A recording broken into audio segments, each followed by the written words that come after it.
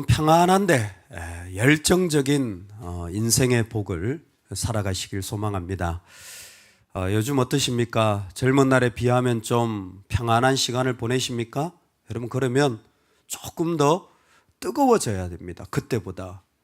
내가 예전보다 좀 건강이 좀 낫다. 그러면 이전보다 좀 더 뜨거운 사람이 되면 좋겠습니다. 근데 의외로 이 두 가지가 같이 가기가 쉽지 않습니다. 사람이 좀 어려우면 간절해요.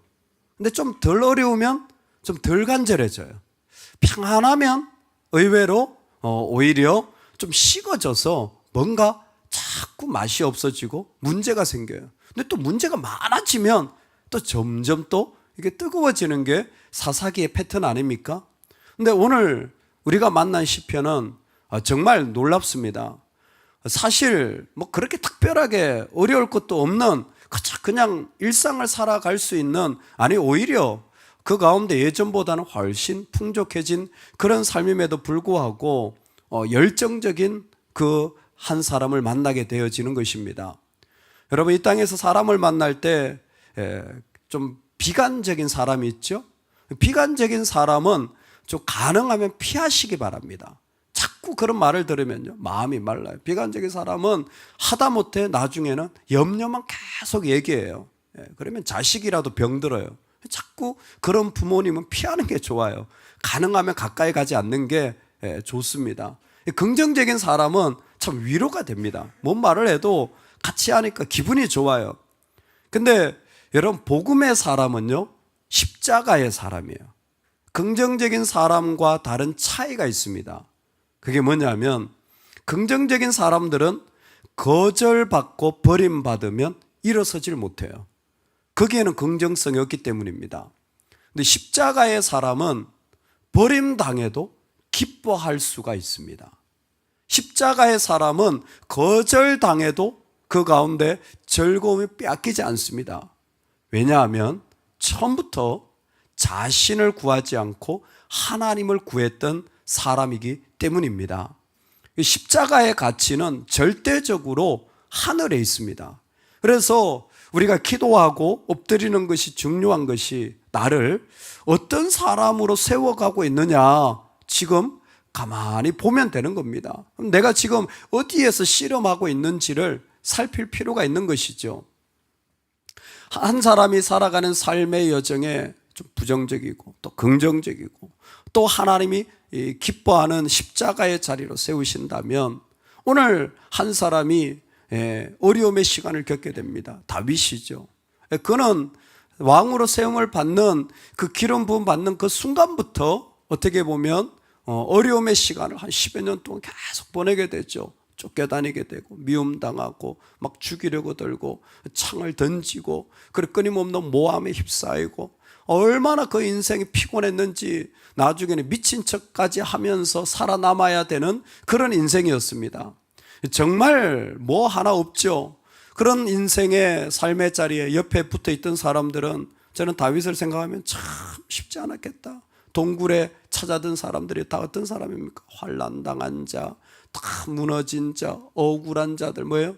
마음에 깊이 부정성과 그리고 날카로움과 그리고 그 가운데 죄악이 가득한 그 사람들이 그 동굴 안에 그대 도망도 못 가는데 계속 쏟아냈을 거 아닙니까? 그 한 명만 있어도요, 속이 시끄러운데 300명이 계속 거기에서 막 쏟아내니까 얼마나 사람이 미치겠습니까?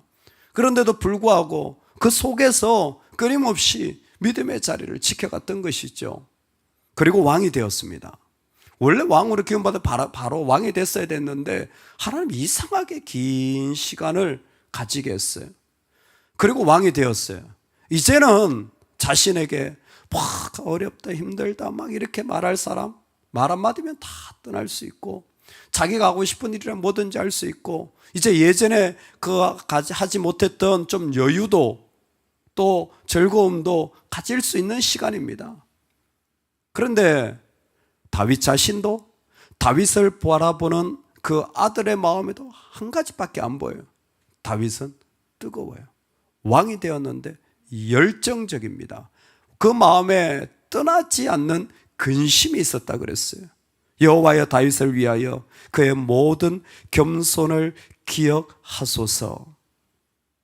하나님 앞에서 그가 자신 앞에 정말 꼭 이루기를 원했던 마음, 그것이 있었던 거예요. 그게 뭡니까? 성전을 짓고 싶어 했던 것입니다. 얼마나 그 마음이 간절했는지, 내가 내 장막집에 들어가지 아니하며 내 침상에 오르지 아니하고 내 눈으로 잠들게 하지 아니하며 내 눈꺼풀로 졸게 하지 아니하기를 여호와의 처소 곧 야곱의 전능자의 성막을 발견하기까지 하리라 하였나이다. 아멘. 하나님의 사람은요, 한 가지만 근심합니다. 여러분 잘 구별하세요. 하나님의 사람은 한 가지만 근심해요. 주의 일을 가지고 근심하는 겁니다. 할렐루야. 다른 것은 근심의 대상이 아니에요. 왜? 먼저 그의 나라를 구하는 사람들이기 때문에 그렇습니다. 먼저라는 말은 더 중요한 것이 있다라는 거예요. 이 땅에 있는 어떤 가치보다 하늘의 가치가 더 중요한 사람들이 크리스찬입니다. 그들은 그래서 기도를 통하여서 구별해 나가는 거예요. 이게 진짜 중요한 문제인가? 이게 진짜 죽고 사는 문제인가? 이게 진짜 나한테 그렇게 중요한 문제인가? 기도하면서 설설 해보면 다 드러나는 거예요. 나한테 정말 중요한 건 하늘의 가치지. 그러니까 근심할 것도 없어요. 염려할 것도 이 땅에는 없어요. 하나도 없습니다. 왜?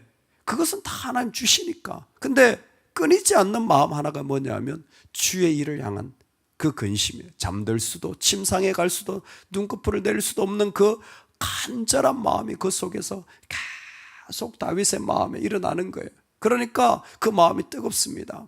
그래서 계속 지켜본 거죠.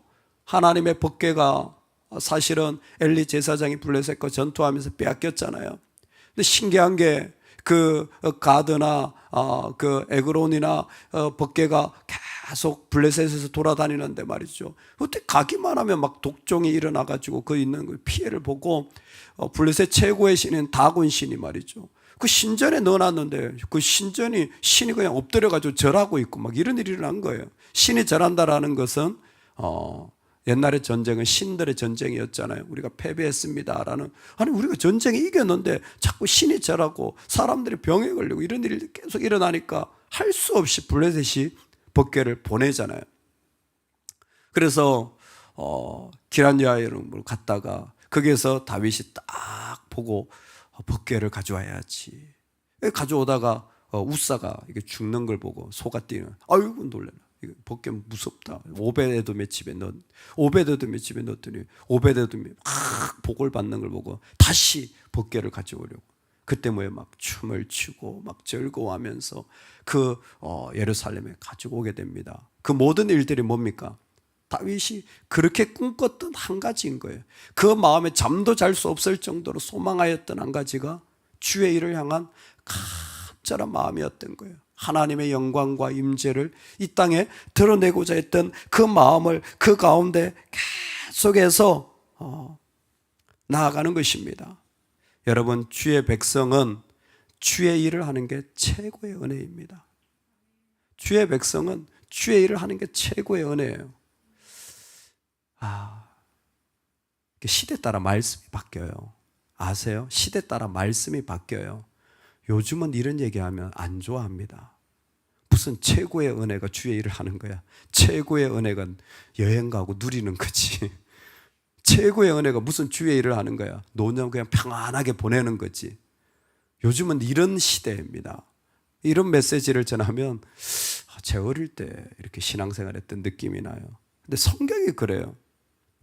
우리 6절부터 9절까지 같이 한번 읽어보겠습니다. 6절부터 9절까지인데요. 우리가 그것이 에브라다에 있다함을 들었더니 나무밭에서 찾았도다. 법궤죠. 우리가 그의 계신 곳으로 들어가서 그의 발등상 앞에서 엎드려 예배하리로다. 여호와여 일어나사 주의 권능의 계와 함께 평안한 곳으로 들어가소서. 주의 제사장들은 의를 옷 입고 주의 성도들은 즐거이 외칠지어다. 아멘. 이게 기뻐할 거라는 거예요. 이게 우리가 즐거워할 거라는 거예요. 다른 곳이 즐거운 게 아니라 주님의 일을 하는 그것이 막 그냥 그 자체로 즐거운 겁니다. 할렐루야. 여러분, 우리가 가끔 다른 즐거움을 찾을 때가 많아요. 정작 내가 주님 앞에 기도하면서도, 주님 앞에 예배하면서도 그게 얼마나 중요하고 즐거운 일인지 잘 몰라요. 근데 그게 너무나 귀한 일입니다. 여러분, 내가 선교지에 다 가지 못한다고 할지라도 그 일을 놓고 내가 기도하는 게 얼마나 즐거운 일인지 몰라요. 내가 작은 재정이지만 나누는 게 얼마나 즐거운 일인지 몰라요. 사실 그 일을 위하여서 우리의 삶의 자리가 옮겨간다는 그 모든 한 걸음 한 걸음이 대단히 즐거운 일들인 것입니다. 그리고 시편 기자는 그것을 분명하게 선포하고 고백하는 거예요. 주의 일을 할 때 내 영혼이 제일 즐겁습니다. 이 주의 일은 다윗에게는 바로 언약궤를 가져다가 하나님의 그 성전을 세우는 일이겠고, 어떤 사람들에게는 하나님 부르신 자리에서 일하는 일이겠고, 어떤 사람들은 아이를 양육하는 것이겠고, 어떤 사람에게는 복음을 전하는 것이겠고, 자연스러운 다양한 주의 일이 있겠죠. 그런데 가장 즐거운 일이라는 거예요. 그것이 가장 즐거움으로 그 안에 다가오는 겁니다. 그 즐거움의 마음을 가진 자에게 하나님이 선포하시는 게 뭐냐면 내가 이성의 신료품에 풍족히 복을 주고 양식으로 그 빈민을 만족해 하리로다. 아멘. 하나님은요, 바위에서 물이 나게 하시고요, 땅에서요 먹을 만나가 나게 하시고, 하늘에서 메추라기를 떨어뜨려서 고기를 먹이시는 분이에요. 우리가 하나님 앞에 나아갈 때에 하나님이 어떻게든 먹이시고 채우시는 겁니다. 염려하지 말라는 거예요. 뿐만 아니라 내가 그 제사장들에게 구원으로 입히리니 그 성도들은 즐거움으로 외치리로다. 이제 이 사람들은 거기에서 진짜 즐거움이 뭔지를 알 뿐만 아니라 뭐예요? 은혜의 맛을 계속 느끼며 살아가는 거예요. 그 은혜의 맛을 계속 느끼며 살아갑니다. 그랬더니 마지막에 내가 저의 원수에게는 수치로 입히고 저에게는 면류관이 빛나게 하리라. 우리 인생의 오늘 결론입니다. 우리의 대적은 수치를 당하고 하나님은 영광 받으실 것입니다. 할렐루야. 내 안에 있는 문제들과 사단의 세력들은 결국 무너지게 될 것입니다. 지금 안 무너지는 것처럼 보여도 염려하지 마세요. 결국 무너지게 될 거예요. 왜? 예수 그리스도가 이기셨으니까. 나는 못 이겨요. 나는 때로는 다 못 이겨요. 그런데도 불구하고 우리 주님이 이기셨기 때문에 하나님이 영광의 면류관을 우리 가운데 세워주시고 또 입혀주실 것입니다. 십자가의 사람이 왜 중요합니까? 그렇게 간절히 원했던 성전을 짓는 것을 다윗은 하지 못했어요. 하지 못했습니다. 그는 거절당했습니다. 그는 그 모든 어떤 열왕기하에 있는 이유를 보면 손에 피를 묻혔다 그랬는데 거절당한 사람이에요. 그런데도 불구하고 다윗에게 있는 하나님을 향한 열정은 사라지지 않았습니다. 예, 그렇습니까?